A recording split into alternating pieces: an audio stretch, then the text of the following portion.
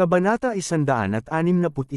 Si Yul Holden ay anak ng pinakamayamang tao sa estado ng county. Pinuno din siya ng mga mayayamang kabataan sa paligid ng buong distrito ng Gangnam. Hindi lamang iyon, maraming mga kabataang kababaihan ang nagmamahal sa kanya, lahat ay umaasang magkakaroon sila ng perpektong pakikipagtagpo sa kanya balang araw. Maaaring mahulog lamang si Yul sa kanilang kagandahan balang araw, naisip nila, ngunit ang lahat ng ito ay mga pangarap na tubo dahil ang Yul Holden ay hindi isang tao na napakadali nilang masiksik. Ang cruise ship ay nagblade ng sungay habang dumadaong ito sa pantalan. Ang mga pinto ng cabin ay binuksan, at bumaba si Yul kasama ang mga kababaihan sa kanyang kaliwa at kanan. Hindi siya eksaktong kagandahan, hindi rin siya matangkad, kahit na medyo mataba. Ngunit ang mga magagandang batang babae ay patuloy na sumisigaw, siya ay mainit. Si Amber ang pinakamalakas sa kanilang panig, inaasahan na makuha ang pansin ni Yul. Si Dixon naman ay inirapan siya ng panibugho. Siya ay namamatay na maging siya at hinahangad na maging katulad niya. Balang araw, kahit na hindi siya maaaring maging katulad niya, ang pagiging Aidan ay hindi napakasama. Ang pagiging matalik na kaibigan ni Yul, karamihan sa mga kalalakihan ay walang alinlangan na ibahagi din ang mga hangarin ni Dixon. Inalis ni Yul ang kanyang mga salaming pang-araw na Armani na nagkakahalaga ng isang engranding grand at itinapon ito sa tabing dagat na parang ito ay isang basurahan. Pagkatapos ay lumakad siya patungo kay Crystal, napansin kong gaano siya ka-sexy at kagandahan ngayon. Crystal, ang ganda mo. Nang hitsura ngayon, ngumiti ng marahan si Yul. Kahit na ang kanyang mga mata ay dalawang maliliit na slits. Maraming mga batang babae pa rin ang labis na mahal sa kanya. Yul, ang init mo rin ngayon. Nagkusila, nagsipilyo si Crystal ng buhok at bumalik sa pagiging masungit na prinsesa. Nais lamang niyang mapansin siya ni Yul, kaya't ang sobrang nakalantad na kasuotan. Dahil papalapit na ang internship at si Yul ay hinabol siya sa loob. Nang 3 taon, mahirap sabihin kung gagawin niya pa rin ito. Matapos ito, kaya, kinailangan niyang kumpirmahin ang kanyang relasyon kay Yul sa lalong madaling panahon. Ang isang matalinong babae ay dapat palaging alam ang tamang tiyempo. Halika dito, Crystal. Nais kong makilala mo ang isang makabuluhang panauhin sa araw na ito.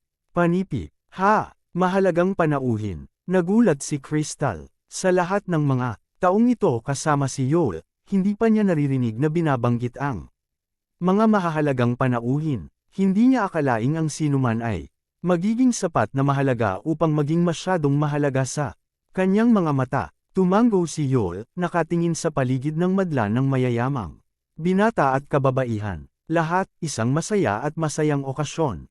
Masarap makilala lahat kayo. Nais kong ipakilala sa inyong lahat ang isang taong mahalaga. Panipi, alam ninyong lahat kung paano nagkaroon ng bahagi ang aking pamilya sa estado ng county.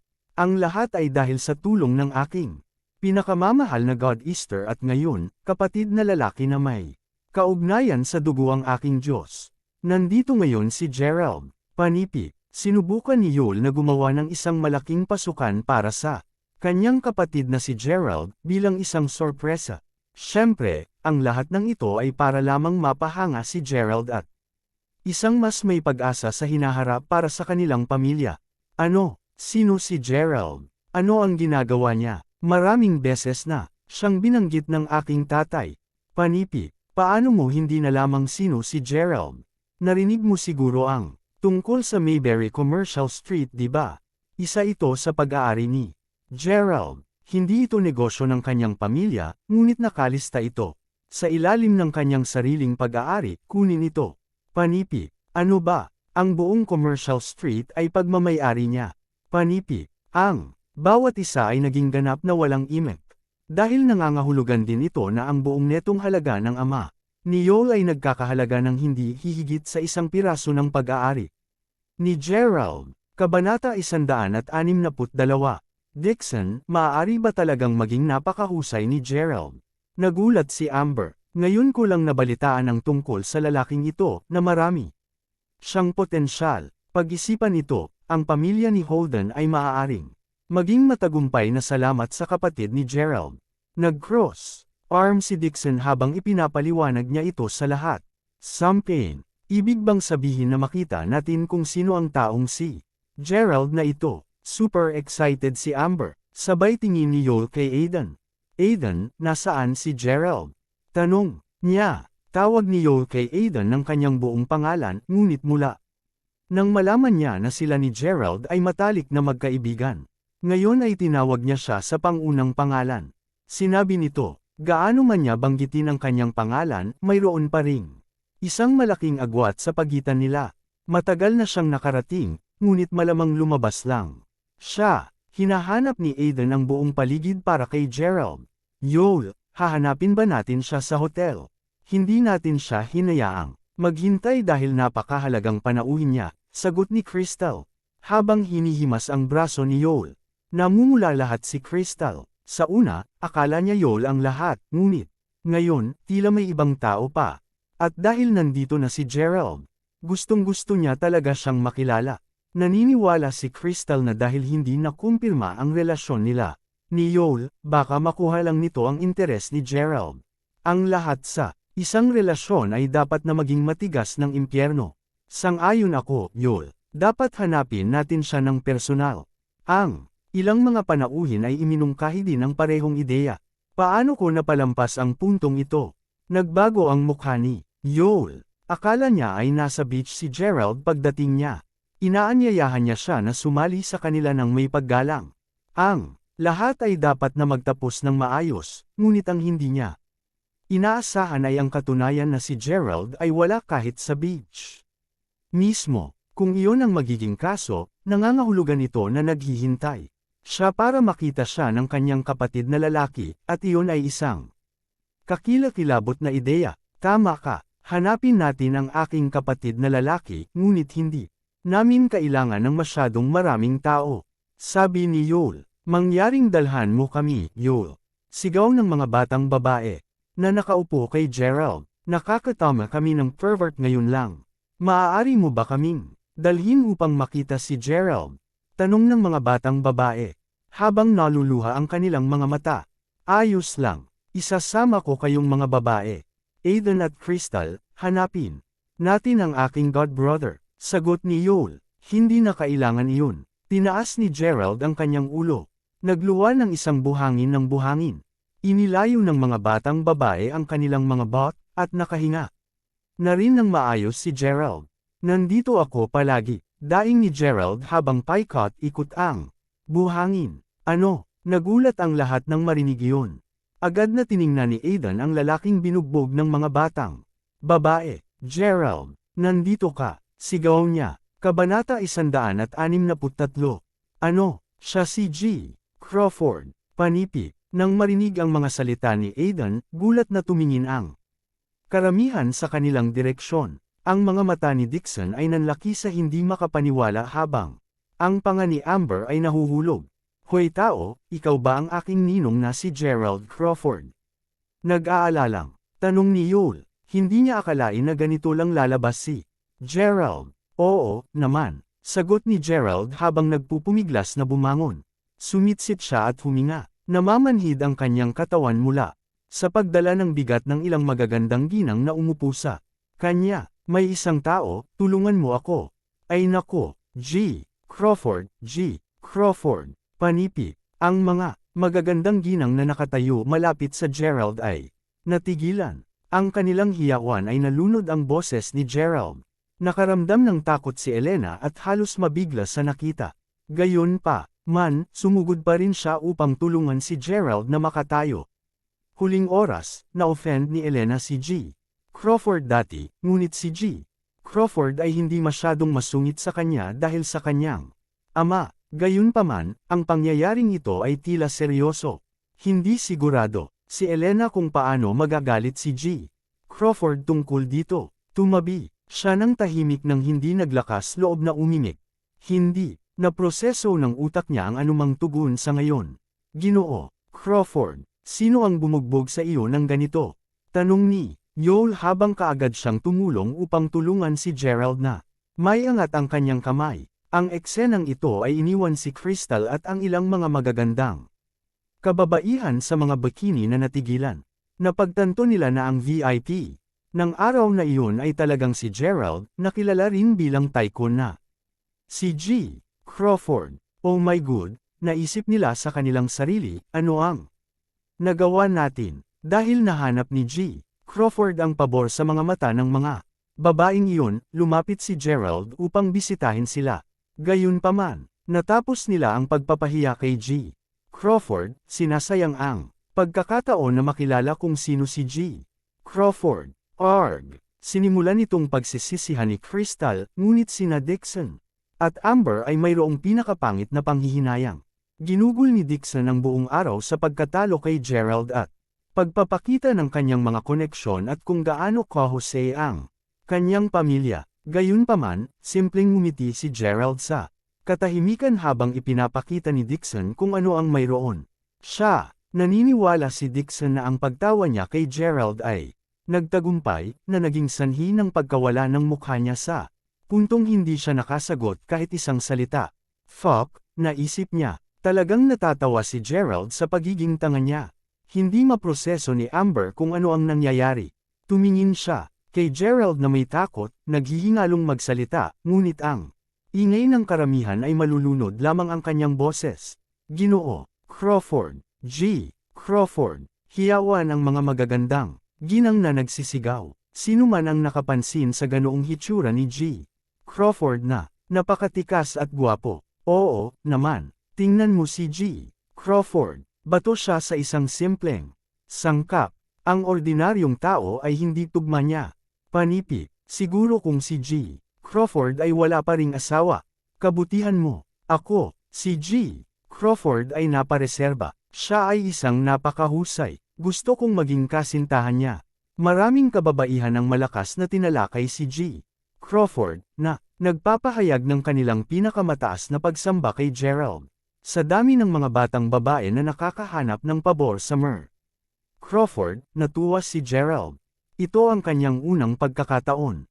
Pagkatapos ng lahat, Ginoo Crawford, pasensya na. Humingi ng tawad si Crystal at yumuko sa hiya. Isang pangkat ng mga kababaihan ang sumunod sa suit at yumuko rin. Pinisil pa ng konti si Crystal sa dibdib. Inaasahang akitin ng atensyon ni Gerald. Ang mga babaeng ito ay talagang walang respeto kanina, G. Crawford. Paano natin sila parurusahan? Tanong ni Yol, ngunit mayroon na siyang sagot sa isip.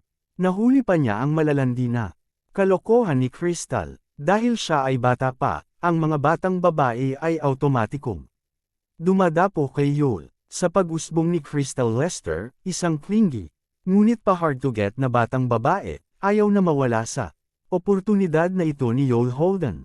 Paimpol niyang nais maranasan kung ano ang tulad sa paghabol sa isang ginang. Sa kaibuturan ng loob, talagang naramdaman ni Yol na matalo ang kalokohang Crystal sa kamatayan dahil sa masungit na pagbagsak kay G. Crawford at pag-screw sa kanyang perpektong nakahandang plano ng isang cool na pagpapakilala ni G. Crawford. Tumingin si Gerald kay Crystal at sa iba pang mga batang babae. Kabanata 164. Si Gerald ay matapat na ginawa sa mga kababaihan. Hindi sila dapat may akay sa kawit. Ito ay simple, bilang parusa, kunin ang mga kababaihan na magkaroon ng isang tugma sa volleyball sa amin, ngunit sa bikinis. Diretsahang sabi ni Gerald. Ano, ganito ba ka-simple? Tumugon si Crystal sa tuwa. Sinimulan ni Crystal ang labis na pag-iisip, marahil ay naawa ako ni G. Crawford at gumawa ng pagkusa upang makagawa ng kapayapaan. Ako nga pala, nakamamanghang. Sinong lalaki ang hindi ako maaakit? Panipik. Of course you all would not doing it here. Mapupunta ito sa pinakatanyag na kalye ng Rivington City. Sagot ni Gerald. Nagblangko ang isip ni Crystal. Gulat na gulat siya ng malakas na sigaw. Napakahiya naman nito. Dapat kang magpasalamat kay G. Crawford para sa parusa. Sige, dumidilim na ngayon, at marami na ang umalis. Magkita tayo sa tanghali bukas ng tanghali sa pinakasikip na kalye ng Rivington City. Mag-aayos ako ng laban sa volleyball. Inanunsyo ni Yol bago Bigyan si Gerald ng isang nudge, isang kilos na nag-aanyaya sa kanya. Na sumakay din sa cruise ship. Ginoo, Crawford, mahal kita. Ay nako, sumisigaw ang ilang mga batang babae, naagaw ng mga kondado ng buhok ni Gerald nang mapasa siya at pumasok sa cruise ship. Si Gerald ay may ilang mga magagandang ginang na nakabikini din. Sa braso, ang VIP ngayong gabi ay talagang Gerald G. Crawford, Sister Elena, Ate Elena. Sigaw ni Amber habang tinatapakan ang mga paa ng balisa. Sa sandaling marinig ni Elena Larson ang tinig ng kanyang nakababatang pinsan, umatras siya mula sa pagsunod kay Gerald. Papunta sa cruise ship. Si Gerald talaga si G. Crawford na taga Mayberry Commercial Street. Bakit hindi mo sinabi sa akin ito kanina? Napakagwapo niya, totoong gwapo talaga. Mali ako, kasalanan ko lahat. Elena, dapat mong ipaliwanag ito kay G. Crawford, panipi. Hoy Amber, hindi ko na ba pinapaalala sa iyo ng maraming beses na dapat kang maging mas nakalaan kapag nagsasalita? Gayunpaman, huwag mag-alala, tila hindi ka sisihin ni G. Crawford, sasabihin ko sa iyo ang mga detalye pagkatapos nito. Oo, huwag mong sasabihin sa iba na si Gerald ay talagang si G. Crawford, itago mo sa sarili mo si G. Crawford ay hindi nais na ibunyag ang kanyang pagkakakilanlan, at hanggat nais niya itong manatiling nakatago, hindi mo dapat ibuhos ang mga beans. Panipi, ano? Ngunit kapatid na Elena, napakaraming tao ang nakakita kay G. Crawford ngayon. Panipi, umiling si Elena habang nakaturo sa tagiliran. Kita mo ba ang mga bodyguard na nakaitim na naglalakad pabalik-balik? Nakita ni Amber ang higit sa 10 mga bodyguard na walang ekspresyon na nakaitim na mga damit. Nakipag-usap sila sa lahat ng mayamang tagapagmana na naruroon. Tumango ang mga kabataan, ay tumutango bilang pagsunod sa lahat ng sasabihin sa kanila ng mga tanod. Malinaw, walang sino man ang naglakas loob na tutulan ang kanilang mga order. Ito ba ang totoong boss? Natigilan si Amber. Pagkatapos, nagsimula ang cruise ship festival sa dagat. Ito ang kauna-unahang pagkakasakay ni Gerald sa isang cruise ship. Natagpuan niya itong talagang cool, nakikita ang dagat sa gabi. Habang nakikinig sa sipol ng simoy ng dagat. Ang isyu ng sariling pagkakakilanlan ni Gerald ay naging mas mahusay kaysa sa naisip niya, kaya't ang kanyang isipan ay madali. Si Gerald ay mabubuhay pa rin ang kanyang simpleng buhay tulad ng dati, hindi bababa sa ngayon, hindi niya ginasto ang labis na pamumuhay ni Yul. Ito ang mga dahilan kung bakit tumawag si Gerald kay Aiden na ayusin ang bagay na ito bago ito. Kung hindi man, ito ay tulad ng paggigiit ng isang malayang lumalangoy na tubig lamang na isda na dumating sa pampang at umakyat sa isang puno. Ito ay magiging ganap na imposible na bibigyan ng isang maikling panahon. Sa panahon ng gala, halos ginugol ni na Gerald, Yul, at Aiden ang buong gabi na nagsaya bago tuluyang matulog ng madaling araw. Pareho rin ito para sa iba pang mga kabataan mula sa mga mayayamang pamilya sa cruise ship, sa napakataas na espiritu. Kinabukasan, sinundan ulit ni Gerald si Yul at ang iba pa sa dagat. Nagpatuloy ang cruise ship festival at natapos lamang sa hapon. Kapatid, magbibiyahe ako sa Mayberry sa loob ng 3 araw. Dahil nandyan ako, hahanapin kita ulit. Tawa ni Yul ng pabiro. Pauwi mula sa dagat. Negosyo sa Mayberry. Sasali ka ba sa eksibisyon ng Mountain Top Villa? Nakangiting tanong ni Aiden. Tumango si Yul, talagang iginiit ng aking ama na maranasan ko ito sa aking sarili. Nawala na sa pag-iisip si Gerald. Ang Mountain Top Villa ay tunog ng isang magandang lugar, isinasaalang-alang na nais niyang bumili ng isang condominium ngayon. Hindi ko pa naririnig ang tungkol sa Mountain Top Villa noon. Napakamarangya ba? Tanong niya. Nagulat, nilinis ni Yul ang lalamunan bago sinabi, kapatid. Ang Mountain Top Villa ay higit pa sa isang marangyang lugar. Panipi, Kabanata 165. Nakakuha ng interes si Gerald sa Mountain Top Villa, kaya nais niyang italye ito ni Yul. Hehe, kapatid, paano ko sasabihin ito? Tumawa si Yul bago siya nagpatuloy. Ang Mountain Top Villa ay hindi na isang simpleng lugar ng tirahan. Ito ay talagang kumakatawan sa isang marangal na pagkakakilanlan ng mga uri, tulad ng ipinahihiwatig ng pangalan nito. Ang villa ay matatagpuan sa pinakamataas na tuktok ng maulap na tuktok ng bundok ng Mayberry. Ang nakapalibot na lugar ay ginawang estate na parang nakaupo sa itaas mismo ng mga ulap. Masisiyahan ka sa pagtingin ng mga ibon sa mga bundok at ilog ng Mayberry City. Panipi, nananabik ang puso ni Yoel sa villa na ito. Maaari ba itong maging perpekto tulad ng inilarawan ni Yoel? Tinanong ni Gerald, sa pamamagitan ng tunog, ang pag-aari na ito ay dapat na medyo mahal, ay masidhing desidido si Gerald na bumili ng bahay sa oras na ito. Nagpasya siyang gumastos ng ilang daang engrand upang bumili ng isang villa na ginagawang mas maginhawa upang maiimbak ang kanyang kotse at iba pang mga bagay. Ang kanyang paghahanap para sa isang bagong tahanan ay humantong sa kanya upang magtanong tungkol sa presyo ng mountaintop villa. Ano? Laking gulat ni Yoel ay nagluwa siya ng alak. F***, hindi lang ito masyadong mahal, kapatid. Nais mong malaman kung magkano ang gastos. Saktong $1.0465 bilyong. Bulalas niya. Ang mga mata ay kasing lapad ng mga golf ball. Ang ama ni Yoel ay tiyak na gumastos ng $1.0465 bilyon kung ginamit ito upang mamuhunan sa isang negosyo. Sa kabilang banda, ang paggastos ng $1.0465 bilyon para sa isang villa na walang halaga sa negosyo ay katumbas ng isang kabuoang basura ng cash. Maliban, kung mayroon silang walang katapusang supply ng cash, kahit na ang napakamayaman ay hindi gumastos ng ganoong pera sa isang bagay na tulad nito. Medyo natakot pa rin si Yoel sa presyo ng pagbili ng pag-aari na ito. Bagaman inimbitahan niya ang maraming mayayamang pamilyar na kabataan na sumali sa kanya ngayon, gumastos lamang siya ng napakaraming $70,000 hanggang $105,000. Ang halagang pera na ito ay talagang wala sa iyo, kapatid. Naaalala ko ang paggastos ng iyong nakatatandang kapatid na babae tulad ng $149.5 milyon hanggang $299 milyong upang makabili lamang ng isang pasadyang kotse. Panipi, binigyan ni Yoel si Gerald ng pakiramdam ng pagnanais na subukan ang mga bagong bagay. Alam niyang ang ganoong kaliit na halaga ng pera ay wala namang kahulugan kay Gerald. Gayunpaman, sa realidad, naiisip ni Gerald ang sakit sa kanyang laman. Ang paggastos ng $1.0465 bilyon upang makabili lamang ng isang tirahan ay magiging napakahusay.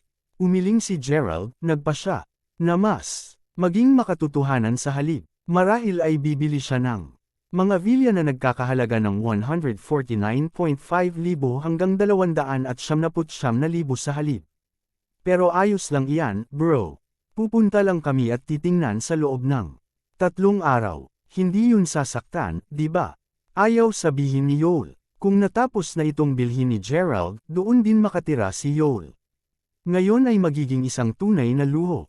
O sige, titingnan natin ang mountaintop villa kapag mayroon akong oras. Naisip ni Gerald na hindi maganda na tanggihan si Yoel, kaya't pumayag siya sa kabila ng pag-alam sa mga motibo ni Yoel. Sa likod ng kanyang masusing paghahanda ng karangyan, ang gusto lang ni Yoel ay mapalapit kay Gerald.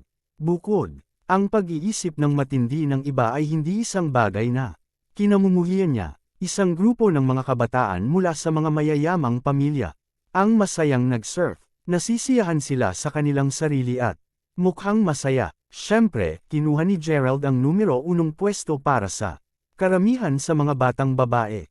Kung saan man siya magpunta, susundan ang mga batang babae, bawat isa ay gumagawa ng kanilang makakaya upang may parating ang kanilang masamang hangarin. Paulit-ulit silang nagnanakaw ng mga tingin sa kanya. Inaasahan na makuha ang kanyang pansin. Gayunpaman, pagod na si Gerald, sobrang pagod upang ipagpatuloy ang paggugulo sa grupo ng mga magagandang ginang. Magiging hapon ng walang oras, at ang pagdiriwang sa cruise ship ay natapos din. Tinanggihan pa niya ang paanyaya ni Yoel na mag-explore ng ibang lugar. Si Gerald, tutal, iba sa Yoel. Hindi mahalaga kung wala kang nakuhang kredito sa kolehiyo. Lunes na bukas, at kailangang dumalo si Gerald sa kolehiyo. Si Aidan, na namamahala sa pagmamaneho, ay bumalik kay Gerald. Sa kolehiyo, pagbalik sa kanyang dorm, walang nahanap si Gerald na tao sa kanyang unit. Tila si Harper Sullivan at ang iba ay dapat na muling nag-surf sa net. 2 araw na pagod si Gerald. Itinanim niya ang kanyang ulo sa kanyang unan, agad na natutulog tulad ng isang sanggol hanggang sa magising siya sa tunog ng pagbukas ng pinto. Harper, hindi ba bumalik si Jerry? Ano, bumalik na siya. Bakit napapatay ang telepono niya noon? Panipi, si Harper, Benjamin, at ang iba pa ay bumalik na. Tuwang-tuwa, silang tiningnan si Gerald, nagbibiruan at tumatawa habang sumasabay. Naku, medyo matagal na mula nang patayin ko ang aking telepono. Masyado akong napagod, at hindi ko ito siningil. Hey, nakatulog ako, hanggang 9:00 ng gabi. Napakalipas ang pag-surf ng neto sa net. Tanong ni Gerald habang sumulyap sa relo.